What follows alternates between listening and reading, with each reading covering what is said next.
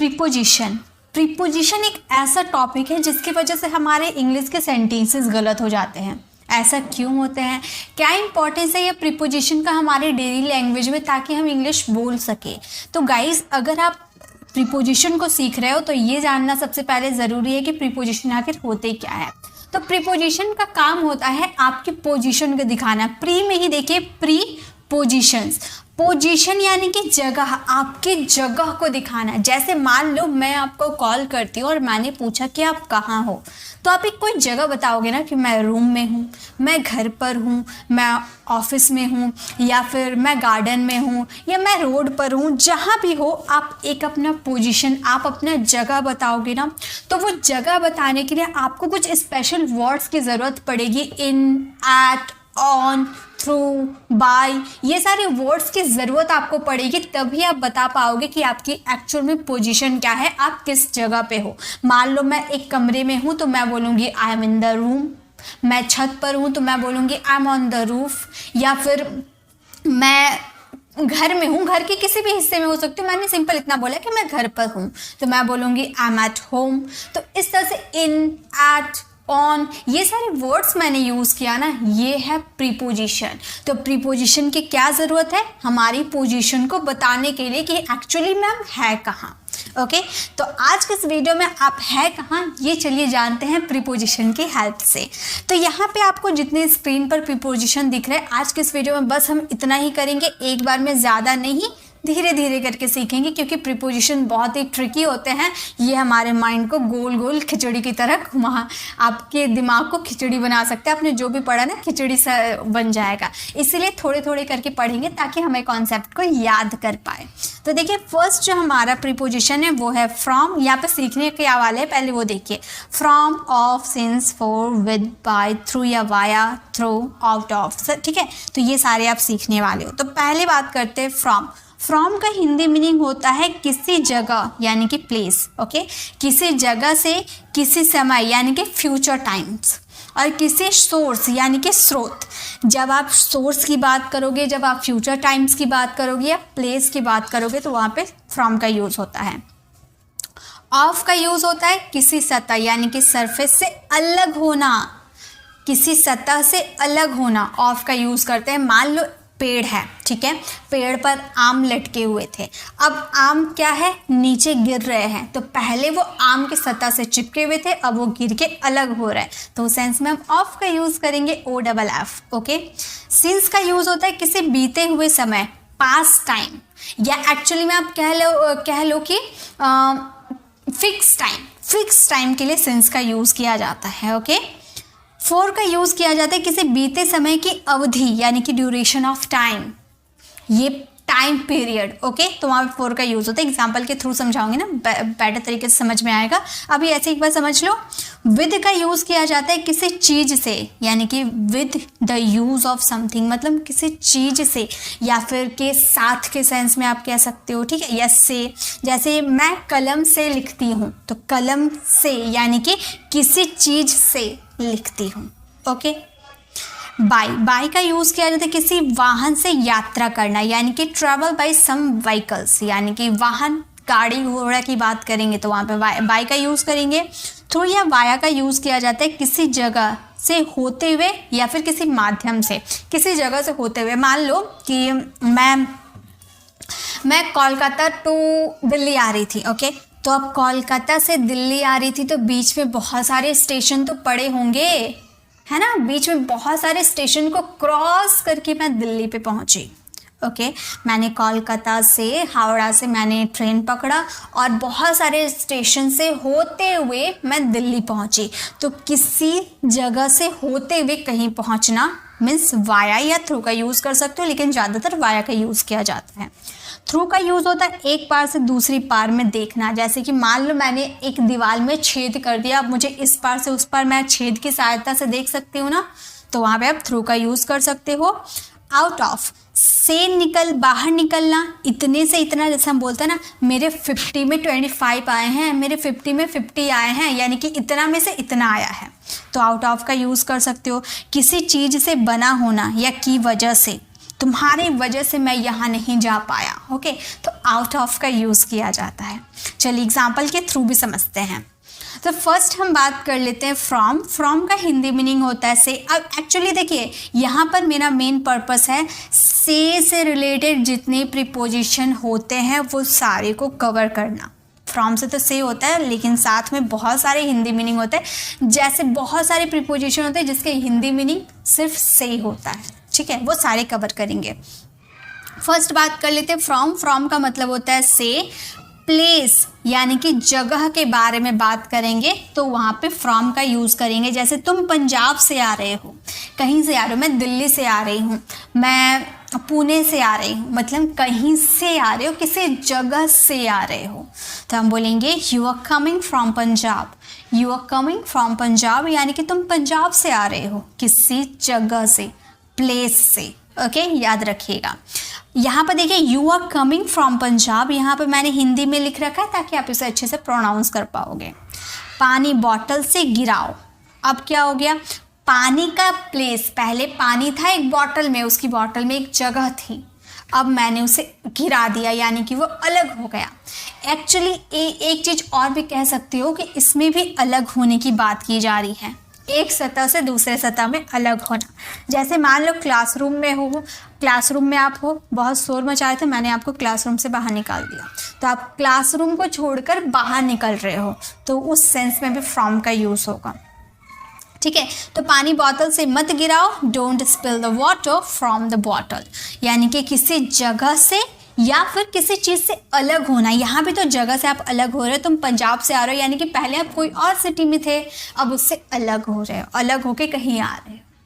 ठीक है, तो इस तरह से आप यूज़ करोगे, फ्रॉम का यूज़ करोगे किसी जगह से के लिए। अब फ्रॉम का सेकेंड मीनिंग है फ्यूचर टाइम्स। फ्यूचर टाइम्स के लिए भी हम फ्रॉम का यूज़ करते हैं। जैसे मैं सोमवार से स्कूल जाऊँगा तो मैं बोलूँगी I will go to school from Monday. I will go to school from Monday, सोमवार से मैं स्कूल जाऊँगा। सो मैं यहाँ पर एक चीज़ और याद रखिए कि जब हम बनाते हैं ना फ्यूचर परफेक्ट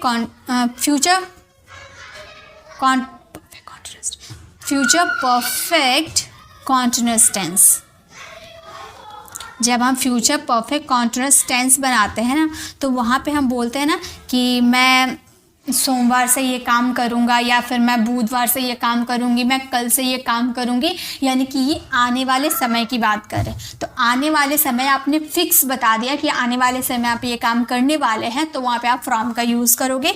तो मैं सोमवार से स्कूल जाऊँगा, I will go to school from Monday. Okay, Anu कल से आराम करेगी, आज आराम नहीं करेगी, कल से आराम करेगी, तो Anu will take rest from tomorrow. Anu will take rest from tomorrow यानी कि अनु कल से आराम करेगी। किसी भविष्य के समय यानी कि फ्यूचर टाइम्स के बारे में बताने के लिए हम यहाँ पर फ्रॉम का यूज़ कर सकते हैं। ओके, चलिए आगे देखते हैं, नेक्स्ट देखते हैं। नेक्स्ट अब है फ्रॉम से। फिर से फ्रॉम आ गया, दो हमने यूज़ देखा, ये हमारा थर्ड यूज़ है फ्रॉम यानी कि से। सोर्स, किसी स्रोत, जैसे मैंने ये तस्वीर गूगल से ली। अब आपको ये तस्वीर मिलने का सोर्स क्या है, स्रोत क्या है, यानी कि आपने इसे कहाँ से पाया, गूगल से, तो गूगल हमारा सोर्स है। तो ऐसे आप कह सकते हो, यानी कि या फिर ऐसे बोल सकते हो ये मिठाई क्या चीज़ से बनी है, दूध से बनी है, तो इस मिठाई का बनने का सोर्स क्या है, दूध है। दूध नहीं होता तो मिठाई नहीं बनती, है ना। तो किसी चीज़ का सोर्स की बात करोगे, स्रोत की बात करोगे, तो वहाँ पे फ्रॉम का यूज़ किया जाता है। मैंने ये तस्वीर गूगल से ली, I took this picture from Google. I took this picture from Google. उसने तुम्हें छड़ी से मारा, ठीक है, वो मारा, किससे मारा, छड़ी से। He hit you from the stick.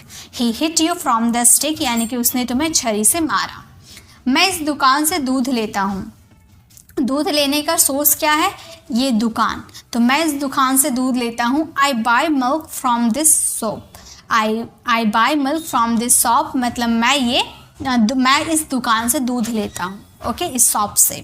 किसी स्रोत यानी कि सोर्स की बात करोगे तो भी फ्रॉम का आप यूज़ कर सकते हो, यानी कि आप जो काम करो इसका सोर्स क्या है ये बताने के लिए आप फ्रॉम का यूज़ करोगे। तो 3 कंडीशन है फ्रॉम का यूज़ करने का। ओके, अब सेकेंड आ जाते हैं हम प्रीपोजिशन ऑफ पर। प्रीपोजिशन का ऑफ का मतलब होता है से, इसका भी हिंदी मीनिंग सेम होता है से। सरफेस, सतह से अलग होने के लिए, जैसे मैं टेबल से धूल पोंछ रही हूँ, टेबल पर धूल चिपकी हुई थी तो मैंने धूल को साफ किया तो धूल टेबल की सतह से अलग हो गया, है ना।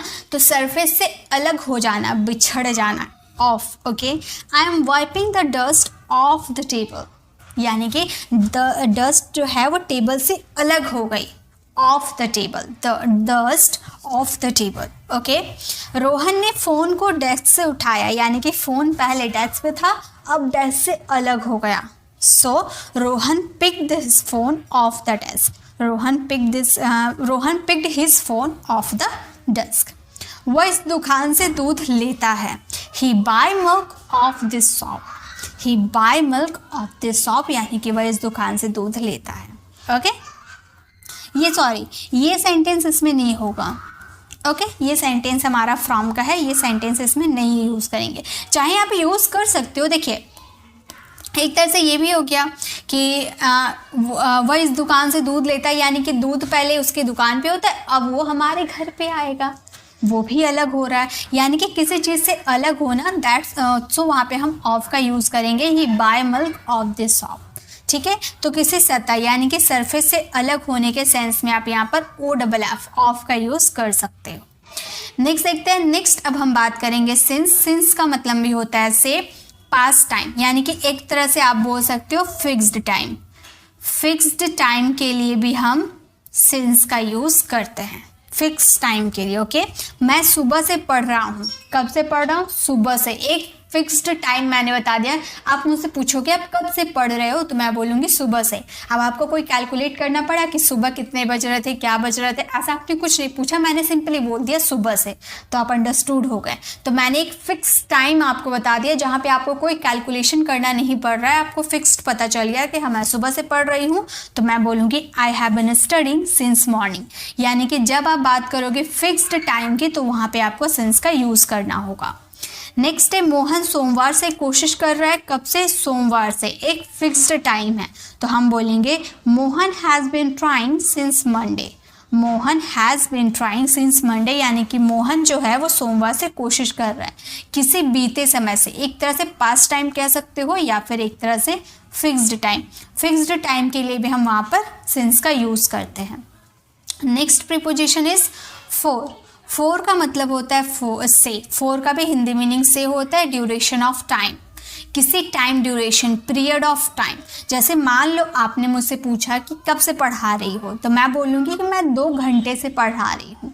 तो मान लो अभी आपने नहीं देखा कि कितना टाइम हो रहा है और मैं आपसे अचानक बोल दूँ कि मैं 2 घंटे से पढ़ा रही हूँ, तो आपको कैलकुलेशन करना पड़ सकता है कि 2 घंटे पहले कितने बज रहे थे, है ना। आपको कैलकुलेशन करना पड़ेगा, तो जहाँ कैलकुलेशन करना पड़ा वहाँ पे हम फोर का यूज़ करेंगे। मैं 2 घंटे से सो रहा हूँ, आपने अभी टाइम नहीं देखा कितना बज रहा है और मैंने सडनली आपको बोल दिया कि मैं 2 घंटे से सो रहा हूँ, तो अब आपको ये सोच में पड़ जाओगे कि 2 घंटे पहले कितने बज रहे थे। तो ऐसे सिचुएशन में आप फोर का यूज़ करोगे। I have been sleeping for 2 hours. I have been sleeping for 2 hours. वह कई दिनों से कोशिश कर रहा है। He has been trying for many days.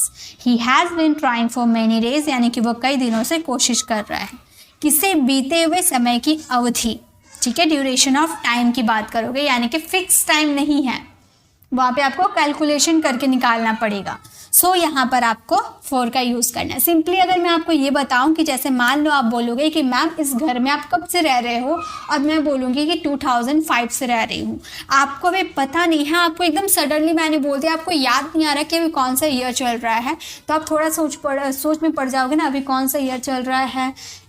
मैं बोलूँगी कि मैं 5 साल से इस घर में रह रही हूँ, आप सोचोगे अभी कौन सा ईयर चल रहा है, 5 साल पहले कौन सा ईयर चलेगा, थोड़ा सा कैलकुलेशन करना पड़ गया ना, मतलब आपको फोर का यूज़ करना है। लेकिन अगर मैंने फिक्स बता दिया मैं 2005 से इसमें रह रही हूँ, तो अब आपको कैलकुलेशन करना पड़ा नहीं, आपको क्लियर हो गया कि मैं 2005 से इसमें रह रही हूँ। ठीक है, इस तरह से आपको यूज़ करने सिंस और फोर। फिक्स टाइम है तो सिंस और टाइम ड्यूरेशन है तो फोर। ओके, चल आगे देखते हैं। नेक्स्ट फिर से फोर के यूजेस है, लेकिन यहाँ पर हम यूज़ करेंगे के लिए के सेंस में। जैसे मैंने ये गिफ्ट तुम्हारे लिए लाया है, तो किसके लिए? तुम्हारे लिए। ओके, तो के लिए के सेंस में फोर का यूज़ होता है। वह मेरे पास पैसे के लिए आया, तो हम बोलेंगे he came to me for money. किसके लिए? पैसे के लिए, फॉर मनी। के लिए के सेंस में फोर का यूज़ होता है। ओके, वह केवल 2 घंटे काम करेगा, यानी कि 2 घंटे के लिए काम करेगा। he will work for 2 days। यहाँ पर टाइम ड्यूरेशन की बात हो रही है, किसी समय की अवधि में कुछ करना। ठीक है, एक किसी भी अवधि में, जैसे 2 घंटे काम करेगा, यानी कि 2 घंटे के अंदर काम करेगा। ओके, तो वहाँ पे फोर का यूज़ हमने कर दिया। चलिए आगे देखिए। नेक्स्ट फिर फोर है किस चीज़ के बदले कुछ लेना, किसी चीज़ के बदले कुछ लेना। इन एक्सचेंज के सेंस में हम यूज़ करते हैं फोर का। मैंने 500 रुपये में उसे मोबाइल दिया, यानी कि मान लो आपने मुझे 500 दिया, तब मैंने मोबाइल दिया, तो 500 के बदले मैंने आपको मोबाइल दिया, है ना। तो एक्सचेंज किया, आपने 500 दिया, मैंने फ़ोन दिया। तो एक्सचेंज के सेंस में भी फोर का यूज़ होता है। I gave him a mobile for ₹500। I gave him a mobile for ₹500। Rohan ने 4000 में साइकिल खरीदी, यानी कि उसने 4000 दिया और साइकिल खरीदी, तो बोलेंगे Rohan purchased a bicycle for ₹4000। Rohan purchased a bicycle for ₹4000। Okay, यानी कि इन एक्सचेंज के बदले, किसी चीज़ के बदले कुछ लेना। ओके, नेक्स्ट देखिए। नेक्स्ट अब बात करेंगे विद, यानी कि से। विद का मतलब भी से होता है, with the use of something, किसी चीज़ का यूज़ करके। जैसे मैंने चाकू से केक काटा, किसी चीज़ से मैंने कुछ काटा, है ना।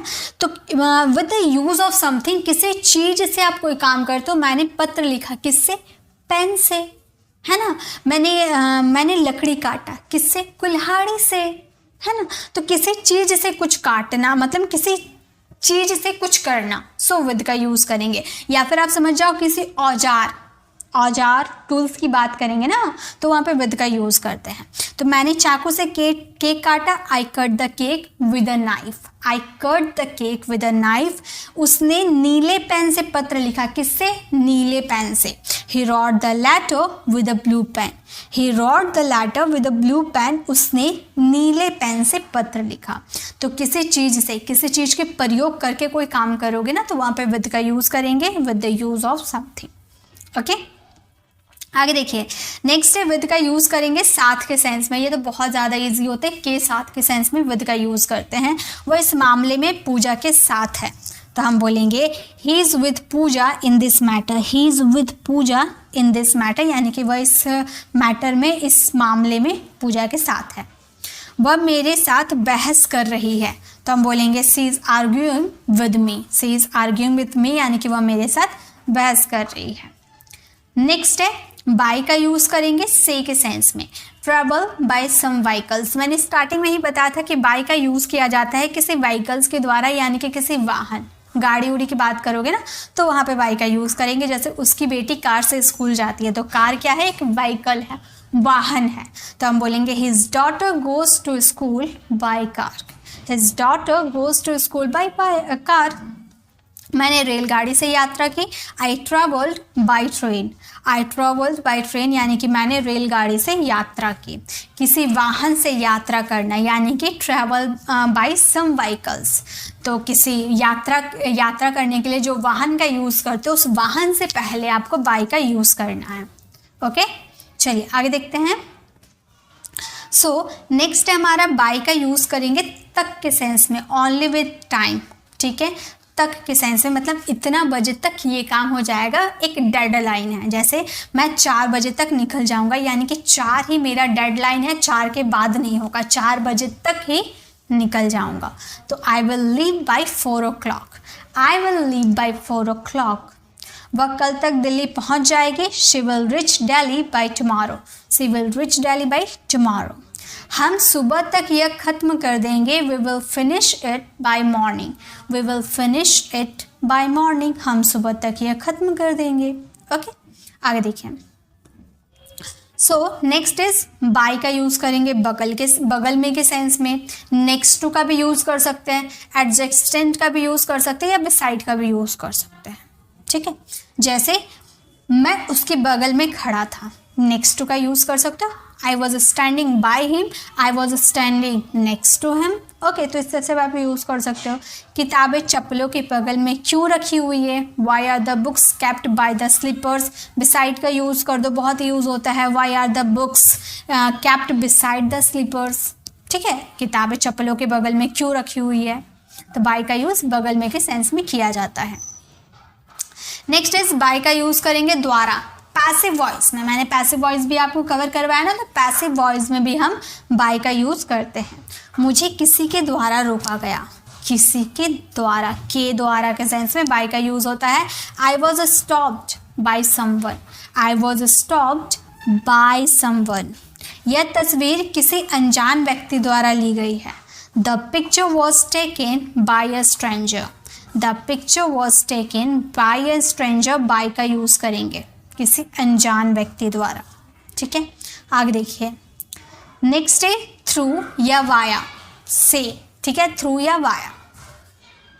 यह ट्रेन कानपुर से होते हुए दिल्ली जाएगी। This train will go to Delhi through Kanpur या वाया कानपुर। ओके, यह बिजनौर के रास्ते दिल्ली आया, यानी कि आपने कहीं से ट्रेन पकड़ी थी जिसका बीच स्टॉपेज आपका बिजनौर था, उसके बाद ये दिल्ली पहुंचा। ठीक है, तो हम बोलेंगे he came to Delhi through Bijnor या फिर he came to Delhi via Bijnor. किसी जगह से होते हुए या फिर किसी माध्यम से होते, किसी जगह से होते हुए कहीं जाना, मैंने स्टार्टिंग में ही आपको बताया था। ठीक है, तो वहाँ पे हम थ्रू का यूज़ कर सकते हैं। नेक्स्ट इज थ्रू का यूज़ करेंगे से का सेंस में वन साइड टू अनदर। मैं खिड़की से देख सकता हूँ क्योंकि ये पारदर्शी है, ट्रांसपेरेंट ग्लास लगा हुआ है, तो आप इस पार से उस पार देख सकते हो ना, तो आप क्या बोलोगे? I can see through the window as it is transparent. Okay, I can see through the window as it is transparent. मैं इस छेद के जरिए अंदर देख सकता हूँ। I can see inside through this whole.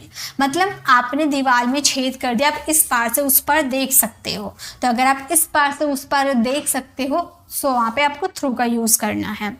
ठीक है, चलिए आगे देखते हैं। नेक्स्ट है हमारा आउट ऑफ। आउट ऑफ का मतलब होता है से। टू एग्जिस्ट फ्रॉम या दिस आउट ऑफ दिस। जैसे घर से बाहर आओ और सीधे को मोड़ो, घर से बाहर आओ और सीधे हाथ को मोड़ो।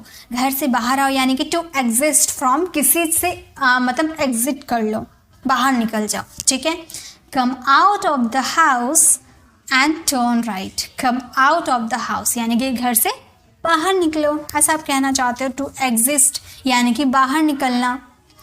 इस गुब्बारे को बाल्टी से निकालो। ठीक है, किसी चीज़ से बाहर निकालने की बात हो रही है। ठीक है, तो हम बोलेंगे take this balloon out of the bucket. Take this balloon out of the bucket, किसी चीज़ से बाहर निकलना, out of. Okay, next and the last out of का मतलब होता है बिकॉज ऑफ या मेड फ्रॉम समथिंग, किसी चीज़ से बना होना। जैसे मैंने इस्तेमाल किए हुए पन्नों से कुछ खिलौने बनाए, यानी कि किसी चीज़ से बना होना। तो हम बोलेंगे I made some toys out of used pages, यानी कि कोई पेजेस खराब था, उससे आपने कोई चीज़ बनाया, किसी चीज़ से कुछ बनाना, मेड फ्रॉम समथिंग। तो यहाँ पर आउट ऑफ का यूज़ करेंगे। उसने दूध से मक्खन बनाया, किसी चीज़ किससे बनाया? दूध से मक्खन बनाया, किसी चीज़ से कुछ दूसरी चीज़ बनाया। तो हम बोलेंगे he made butter out of milk. He made butter out of milk. ठीक है, तो इस तरह से आप आउट ऑफ का यूज़ कर सकते हो। तो बस इतना हमारा प्रीपोजिशन है, जिसका सभी का हिंदी मीनिंग अगर आप देखने जाओ, अगर गौर से आप देखो तो इस सभी के हिंदी मीनिंग हमारे से निकलते थे। ठीक है, इन सभी का हिंदी मीनिंग हमारा से था, जो हमने ये सारे को कवर किया बहुत ही डिटेल में। अब आपको क्या करना है, इसे अच्छे से प्रैक्टिस कर लेने हैं और कमेंट में बताना है कि इसका नेक्स्ट पार्ट ज़रूर लेके आइए। ठीक है, आप मुझे कमेंट में ज़रूर बताइएगा आपको कैसे लगी ये क्लास, ताकि मैं इसका नेक्स्ट पार्ट, जिनमें और भी प्रीपोजिशन, हमारे इंग्लिश ग्रामर में बहुत सारे प्रीपोजिशन होते हैं, सभी की क्लास में लेकर आऊँगी। अगर आज की ये वीडियो आपको अच्छी लगी तो लाइक कीजिएगा, अपने फ्रेंड फैमिली को ज़रूर शेयर कीजिएगा, और अगर आप मेरे चैनल पर नए हैं और मेरे पढ़ाने का तरीका आपको पसंद आया तो सब्सक्राइब कर आने वाले बेल आइकन को ज़रूर प्रेस कीजिएगा, ताकि रोज़ आने वाली वीडियोज़ की नोटिफिकेशन आपको समय पर मिल जाएगी। I will see you in the next video. Till then bye bye, take care.